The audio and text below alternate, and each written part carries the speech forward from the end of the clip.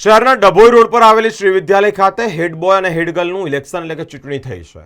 જે પ્રમાણે લોકશાહીનું પર્વ સામાન્ય રીતે ઇલેક્શનોમાં ઉજવાતું હોય એ જ પ્રમાણે આ શાળા ખાતે ઇલેક્શનનું આયોજન કરવામાં આવ્યું। હેડ બોય અને હેડ ગર્લ તરીકે ટોટલ 8 જેટલા વિદ્યાર્થીઓએ ઉમેદવારી નોંધાવી છે। ધોરણ 3 થી લઈ અને ધોરણ 8 સુધીના વિદ્યાર્થીઓએ ઉમેદવારી ત્યાંના જે આ ક્રમના એટલે કે આ ધોરણથી લઈ આ ધોરણ સુધીના વિદ્યાર્થીઓ ઉમેદવારી નોંધાવી હોય ત્યારે તેઓનું ઇલેક્શન પણ કરવામાં આવ્યું છે।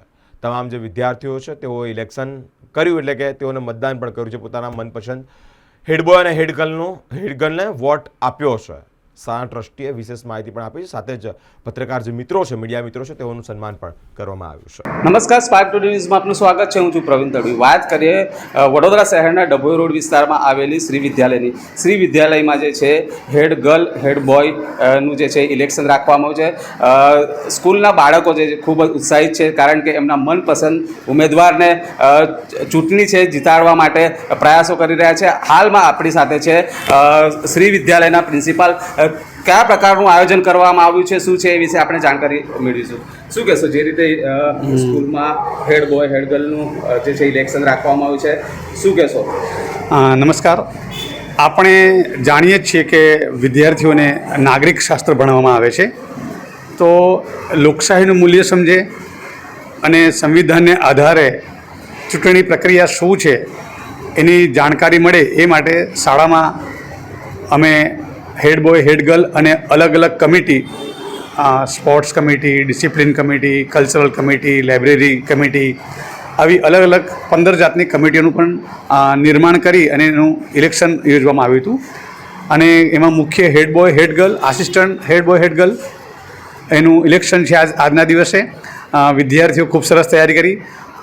અલગ અલગ જે વિદ્યાર્થીઓ ક્લાસમાં પહેલાં એ લોકોનું ઇલેક્શન કરવામાં આવ્યું, એમાંથી 4 વિદ્યાર્થીઓ પસંદ કરવામાં આવ્યા અને એમાંથી છેલ્લા 8 વિદ્યાર્થીઓનું આજે ઇલેક્શન છે। વિદ્યાર્થીઓ ખૂબ સરસ મજાનો પ્રચાર કર્યો। એ લોકોને ખબર પડી કે ઇલેક્શન કેવું હોય, એના આખી અલગ અલગ પ્રકારની પ્રક્રિયા પદ્ધતિ બતાવવામાં આવી।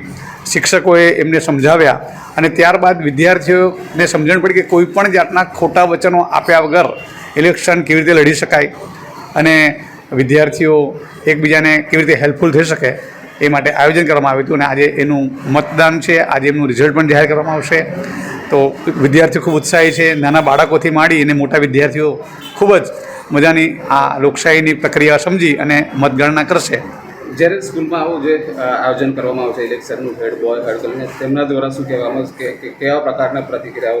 જી, આપણે જાણીએ છીએ કે વિદ્યાર્થી કાળ દરમિયાન જ એમનામાં નેતૃત્વના ગુણ વિકસે। એ હેતુ ખાસ તો એના માટે સરકારશ્રીએ પુસ્તકોમાં પણ ઉલ્લેખો કર્યા હોય છે, સરકારશ્રીની અલગ અલગ પદ્ધતિઓ પણ હોય છે।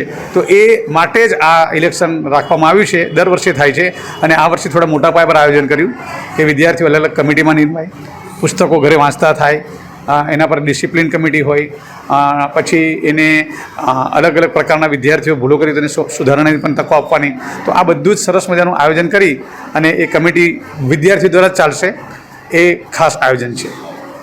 આપનું નામ? Dinesh Barot, managing trustee, principal, Shri Vidyalaya, Vadodara.